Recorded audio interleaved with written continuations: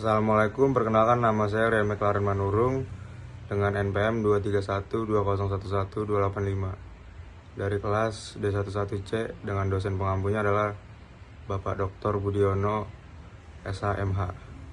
Di sini saya akan menjelaskan tentang teori konsep negara hukum. Pengertian negara hukum. Negara hukum berasal dari bahasa Belanda yaitu Rechtsstaat atau dalam bahasa Inggris bermakna the state according to law. Secara sederhana, negara hukum berarti negara yang menganut asas hukum yang memiliki kedaulatannya.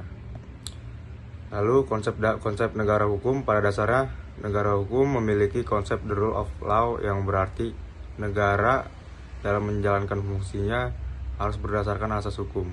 Maka setiap warga negara harus taat dan mengakui supremasi hukum itu sendiri.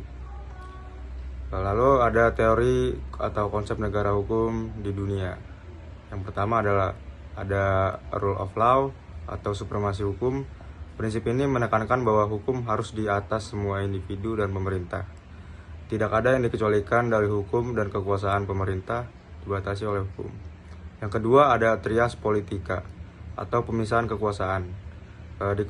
Dikemukakan oleh Montesquieu mengusulkan pemisahan kekuasaan negara dibagi menjadi eksekutif, legislatif, yudikatif, bertujuan untuk mencegah penyalahgunaan kekuasaan.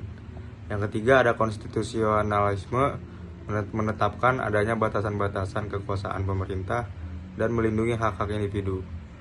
Yang keempat ada hak asasi manusia. Konsep ini menggarisbawahi pentingnya melindungi hak-hak dasar individu. Yang kelima ada pemerintahan yang terbuka atau open government. Konsep ini mendorong transparansi, akuntabilitas, dan partisipasi publik dalam proses pengambilan keputusan pemerintah. Yang keenam ada keadilan sosial. Yang ketujuh ada keadilan restoratif, menekankan pada pemulihan dan rekonsiliasi daripada hukuman, terutama dalam sistem peradilan pidana. Yang ke-8 ada demokrasi, di mana kebijakan dan hukum dibuat oleh wakil-wakil rakyat yang dipilih melalui pemilihan umum. Lalu konsep negara hukum di Indonesia. Di Indonesia, konsep negara hukum tercermin dalam UUD 1945 dan berbagi dari UU serta regulasi lainnya. Konsep negara hukum Indonesia terus berkembang seiring waktu dan merupakan landasan bagi sistem hukum dan pemerintahan di negara ini. Beberapa aspek konsep tersebut meliputi: yang pertama ada supremasi hukum UUD 1945, menyatakan bahwa hukum adalah supremasi yang tertinggi, sehingga semua warga negara harus tunduk pada hukum. Yang kedua ada pemisahan kekuasaan. Kekuasaan dipisahkan antara eksekutif, legislatif, dan yudikatif. Yang ketiga ada konstitusi. UUD 1945 adalah konstitusi Indonesia yang menetapkan kerangka dasar negara, hak asasi manusia, serta kewenangan dan tugas-tugas lembaga pemerintahan. Yang keempat adalah hak asasi manusia, mengakui dan melindungi hak dasar individu seperti kebebasan beragama, berbicara, dan hak-hak lainnya. Yang kelima ada keadilan sosial.